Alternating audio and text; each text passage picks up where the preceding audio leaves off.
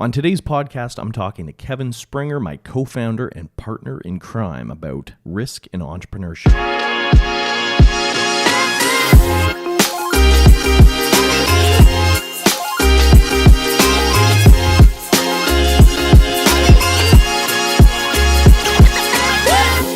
So, Kevin, are you enjoying your binky?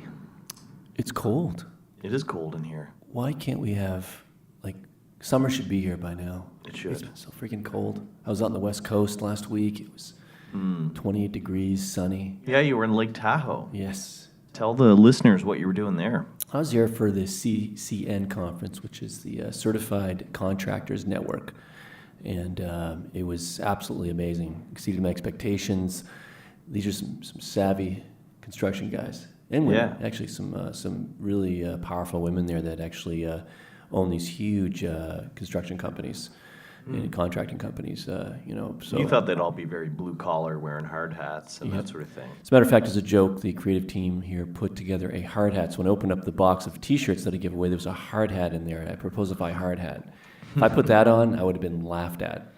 We should have a contest for people listening to win the Proposify hard hat. Because we only have one. It's a hot commodity. It is. Yeah. It is. And it's a real one. You could wear it on a construction site. It is in fact hard. It is, but it is a certified, it's a hard hat. It's not something from Toys R Us. It's a real hard hat. Is it? Wow. Yeah, because we have a couple customers who were at that conference. And that's actually a pretty good market for us is the construction industry. We have a lot of solar panel people using Proposify. Yeah, there were a lot of roofing contractors there. There were companies doing anywhere from $20 to $30 million a year in contracting. These guys, and a lot of digital marketing companies were there as well. That had booths.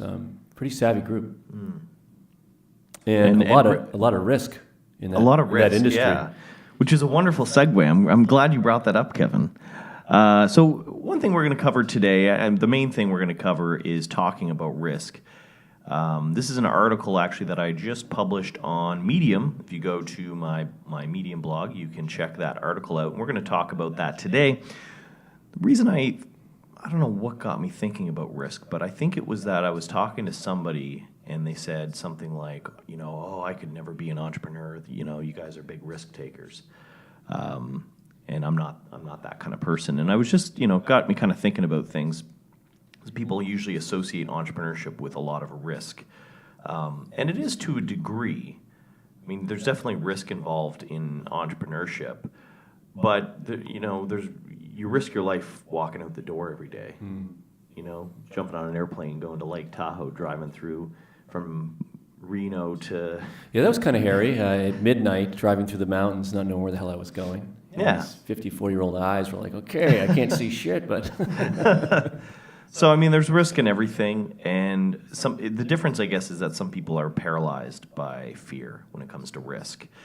There was a book that I started to read, actually, I got a little ways into it. It's called How to Think Like an Entrepreneur, and there's a quote in it that talks about this Howard Stevenson at Harvard, who said that he feels that most entrepreneurs don't see themselves as risk junkies, that they're willing to take the risks necessary to achieve their often difficult goals, but they abhor pointless risk.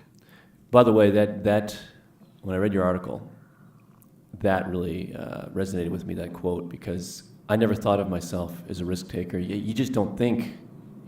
You are a risk taker, but you don't think of yourself as one because it's just who you are. Back when I started my first business, real business, of course I was doing lawns in my teens, but when I started Norton's Sports Bar Music Club was my first real business where I had employees. I didn't think of it as a risk. I thought of it as an opportunity. It didn't even faze me. Didn't even think of it as a risk. So that's why I love that quote, because at least for me, until people start to tell you that you're a risk taker,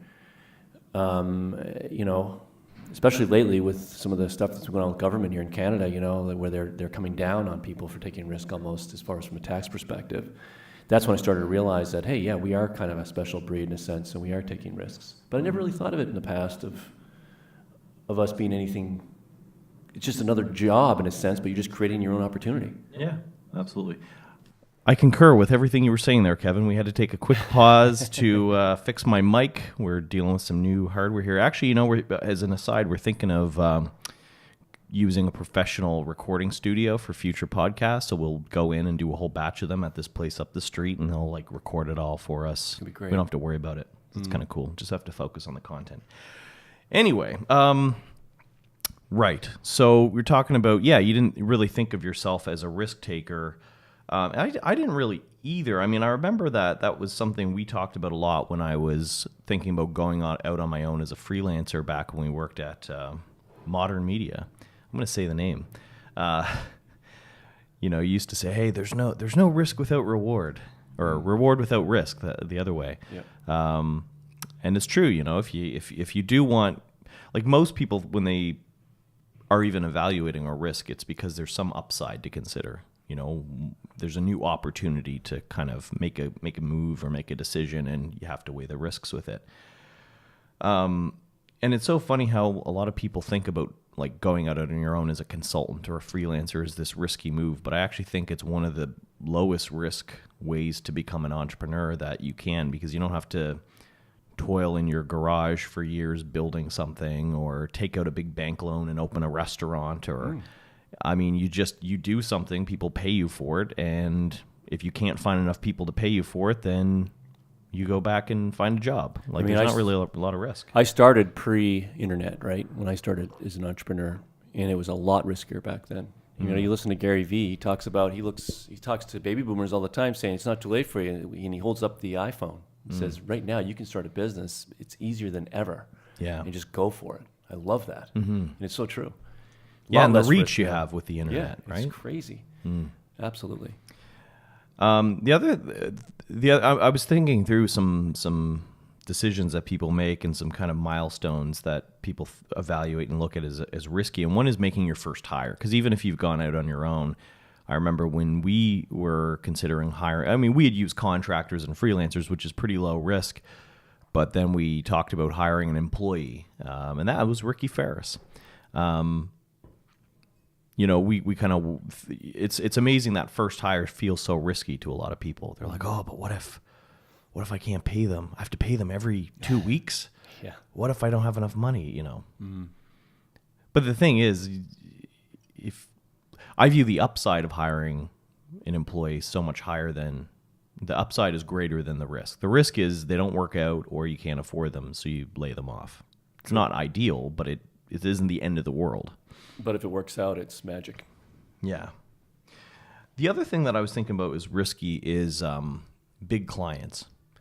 You saw that when you used to work at a fairly big ad agency, and they would take on these big agency of record clients, and then lose them and have to lay off big teams of people. Sometimes half their staff.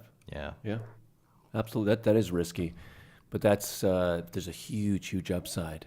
It's where you get a big agency on record, a deal going with a big telecom company, for example. I mean, you're styling for quite a few years usually. You don't mess it up, but then, bang, Yeah. they're going to move on. They're eventually going to move on. You got to prepare for it. And to me, I don't mind as much just that a company. I mean, it's great if you can get a client that pays you a lot, but it's just what's the margin between them and your other clients? Like, how much more are they paying than everyone else? Because if you have if most of your clients pay you $1 million a year, I mean, that's great, because there's that one client is still no better or worse than the other clients, right? So if you lose them, you still don't lose that much revenue. So to me, it's if they leave, what percentage of your revenue goes down, That's why I like that quote from Ben Chestnut, who runs the company MailChimp. He has this great article about whale hunting, about basically that same thing of do you go after the big clients, and he had a CFO share a spreadsheet with him that showed their number one customer, and they pay them tens of thousands of dollars every month, and they threatened to leave MailChimp. And he said that it was interesting to see who their top paying customer was. But he smiled about the fact that they only accounted for 0.1% of their monthly revenue. And he thought to himself, now, if the bottom fell out of the industry, which he's seen before, if terrorists disrupted their industry, or if financial institutions totally screwed up their industry, or if the customer just decided to leave, which came true in December, or if an even bigger competitor launched, competing service, he'd still have 99.9% of the revenue, right? So that's the thing, is like taking on a big customer carries some risk. And I think that when your business matures, maybe, the risk of being out on your ass on the street penniless isn't as big of a risk. Entrepreneurship, I think, becomes less risky when things start going well. There's less that can happen to really destroy you. But you still have to make risky decisions. And I think like raising money is a risky decision. Whether or not to grow and scale, or whether or not to rebuild your product from the ground up, whether to go after a new market segment, all those decisions carry some risk. Absolutely.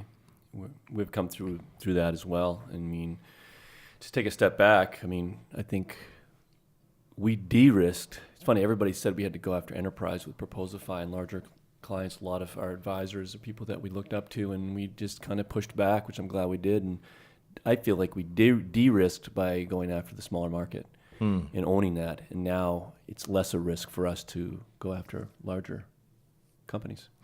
That's a good point, because I was talking to somebody who's starting a new business, and he wants to go after banks as a customer. And he was only talking to the big central banks, the TDs and the Scotia banks. Hadn't considered the fact that the U.S. is full of small privatized banks who are probably an easier customer to get in the door, because there's just so much regulation with all of our, for those who don't know Canadian banking system that well, I mean, we pretty much have one bank, but they're split into these little sub brands. Exactly. But they're all regulated and highly controlled. So point being, I mean, if you're starting a new startup from scratch and you want to make government or government institutions or banks your primary customer, I mean, good luck getting in the door with Raise them. a lot of money, because you're going to need to sit on it for a couple of years. Yeah. If you want to pay yourself. I remember there was even a local startup that was doing well for a while and raised a lot of money, and they were going after the gaming industry. Remember that one? Yep. I forget what they were called. They had a octopus logo. Yes. I can't remember. They were going after like casino and not casino, but like they were getting some VLTs. traction too at the beginning. Yeah. They were doing okay. But it was the regulations that killed them. Yep. Like they actually shut down the company because of the regulations around gambling. So, I mean, that all carries a lot of risk. So one thing I wanted to talk about now was just the process for evaluating risk, or evaluating decisions and kind of weighing the pros and cons of risk. I don't know if we have a silver bullet as far as a process goes, but you and I have, when we've decided to raise money or to not raise money, we've kind of gone through this, sit around, have a couple beers, and weigh the pros and cons. The first thing that I was thinking about was, just look at the upside, because I think a lot of people just they start with the downside. So they kind of count it out before they even weigh, like, what are the possible benefits of making the decision. And so, like, first of all, just think what could happen if it all goes well. Right? Well, there's a great quote by Dave Kelly. If we are right, we have nothing to fear. If we are wrong, we have something to learn. So even if that downside could also be a learning experience, which actually could propel you further, as long as it's not detrimental. That's exactly it, because the downsides are usually, when you look at worst case scenario, they're usually not you die in the gutter. Exactly. But you learn from it, and a lot of positive can come from it, actually. Believe it or not. I mean. Oh yeah. I mean, we've made a ton of mistakes, and if we hadn't made those mistakes, we probably wouldn't be here now. We wouldn't have learned anything. Exactly. The decision to, let's say with Headspace, shut down the company, or we didn't even shut it down, really. We just sort of gave it to somebody else and left it, but we didn't come away with any asset. We didn't, we had nothing really strong to show for it other than we were just working on a new project.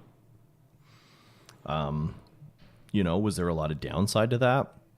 I think we tried to minimize the downside as much as possible when we could have just shut the company down, laid everybody off, Gotten jobs, yeah. Proposify was actually a product of that agency. Yeah. Really. Yeah. And that, okay, I guess, brings us to the big thing in my mind is that I think for a lot of the big decisions we've made, we've found ways to minimize our downside as much as possible. Yep. And when you think about, is there a strategy to minimize your downside? You know, like with, for example, Headspace, it would have been easier for us to just shut down the company, accept more responsibility, I guess, in terms of, you know, we had some debt and we tried to pay back what we could, but you know what I mean? We could have just said, screw it all and screw everybody. But it was actually harder to kind of come out of it, you know, doing the minimal amount of damage, I guess. Right. But then on the more positive side, you know, we kind of followed the Basecamp model when we raised our investment recently, where, you know, raising money carries with it a lot of risk about giving away control and ownership. And what if it all goes busts after you dump all this money and start ramping up your expenses? And what Basecamp did was they took money from Jeff Bezos and they took some secondary off the table, and that helped them minimize their downside. And that's a similar strategy that we deployed recently. Yeah, it's a great strategy. Would have done it no other way, actually. Yeah. The big thing that, you know, in my mind, what makes you powerful is actually being comfortable with going to zero or going back to nothing. It's the old, there's a bigger risk in not taking the risk. Yeah. Yeah. Think about it. Absolutely. What if we didn't take the risk and start this company? Yeah. I mean, at the end of the day, it's like you got to think about when you're old and on your deathbed and you look back, this is like that Mark Twain quote that everybody reads, but like, you're going to be more bummed out about, my dream was to do this, but I never took the leap. Even in Rework, the book by Fried, you know, talks about how, you know, people will say, oh, I had that idea, yeah, you know, but you never executed it. Yeah. You don't have those regrets. And very rarely does somebody do, you know, they make a leap of faith, they try something and it fails, and rarely do they look, you know, will they look back when they're 90 and go, that was such a mistake, I wish I never did that. Yeah. It's probably the opposite. They'd be more bummed that they didn't try it if they didn't. So but you know, I mentioned Elon Musk in this article because he said that there's a tremendous bias against taking risk. Everyone is trying to optimize their ass covering. So it kind of contradicts a little bit what we said about minimizing your downside, but you know, I think Elon Musk is in a league of his own as far as risk tolerance. He took a risk though to get where he's at. I mean, think of that's PayPal. what I mean. Yeah, he's insane, insane risk taker. Exactly. You know, as the story goes, he made $100 million from the sale of PayPal, dumped it all into Tesla and SpaceX, and had to borrow money for rent. I think he was living in his mom's basement or something for a while too. After that, yeah. But you know, I remember I think it was in a movie. I can't remember which one. Where there's like a gangster guy talking to somebody, and he's like, I can't work with somebody who's got nothing to lose. You know, and he has no leverage or power over this person because there's nothing to take from him. You know, I gotta find out what movie that was. But anyway, it's that's why you become more powerful when you have nothing to lose. Nobody can take anything from you. True. It's kind of like when you're doing a deal with an investor or having your getting your company acquired, is that if you go and do the deal really needing it to happen, then you lose so much power in the deal. You'll just accept whatever terms, you know, the buyer or the investor say.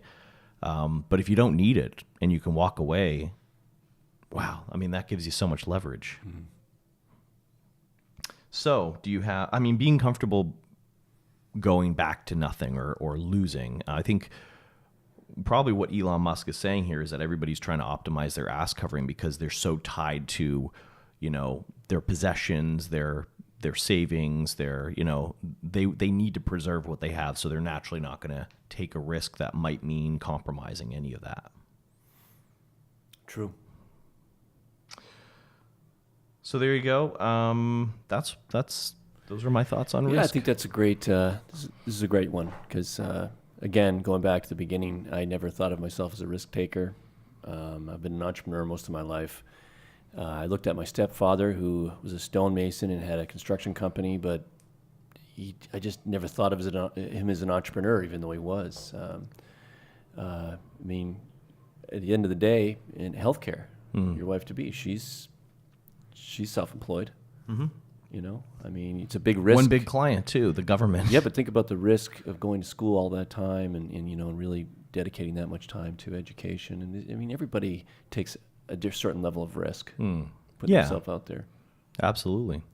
There's, I think of my dad though as being, my dad was probably similar to your stepdad, who was like the opposite of a risk taker, and he would rather work at work in laundry at a nursing home, which is what he did, making just above minimum wage, than ever think of like starting a business or doing anything that he was actually passionate about. He just loved that feeling. I think it's what people are tied to, is the feeling of security. Because I think security is an illusion. It doesn't really exist. Like, it doesn't. Work, just because you work somewhere, you work for a company, there's no guaranteed security. You lose your job at any time. True. You're still just renting your time out to somebody, and they can fire you. Yeah. Then there's the pseudo risk takers. There's so many levels of it. Say, for example, you work on commission sales. You've still got a business behind you and a company, but yet you're still taking a bit of a risk by basically eating what you kill. Oh yeah, I mean that's a huge risk. Yeah. But, I mean that's why, like, if you're in sales, you probably make some kind of a base salary, right? Yeah. That should hopefully at least cover your bills. Hopefully. Are you taking any big risks in the future? Taking any big risks? Yeah, I don't know. Do you have any risks? Any risky decisions on the horizon? Every day I take a risk, dude. Yeah.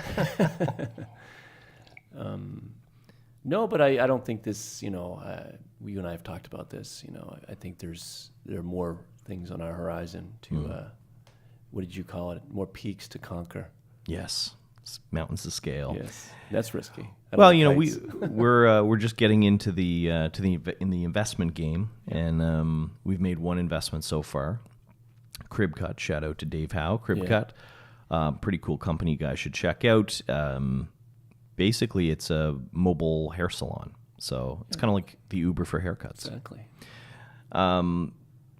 And of course, we could probably do a whole episode just on risk taking in terms of investment, because you have a lot less control as the investor. Once you put that money in, it's kind of you don't have a lot of control over what happens from there. I think that's probably the difference too with when you run a business, is you're a little bit more in control over what happens. You get to make the decisions and guide the company.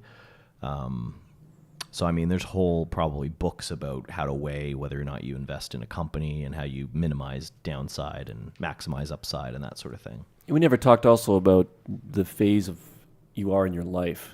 Obviously when you have children and there's more expenses and there's people that are depending on you to eat and have a roof over their head, your risk tolerance can change. It hasn't much for me, but definitely is something that's on the mind a lot more than it used to be. Yeah, I would say probably you're at your age right now, 54, you're probably in the much higher level of risk tolerance than the average 54-year-old. Yeah. Right? So, yeah.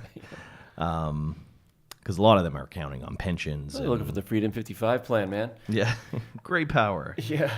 Yeah, I know. And yeah, for sure. But what's amazing is that there's still people in their 20s who don't have children and are terrified of, doing what they love or following their passions, or like, I think that if only they just realized how much they can do nothing, or how much they can like completely fuck up and it's still okay. Yep. You'll be all right. I know. They're coming out of college and they feel like, I'm not, I don't have a job yet, and I don't have the security yet. And it's like, you can do whatever you want. It's false security, like you said. It is.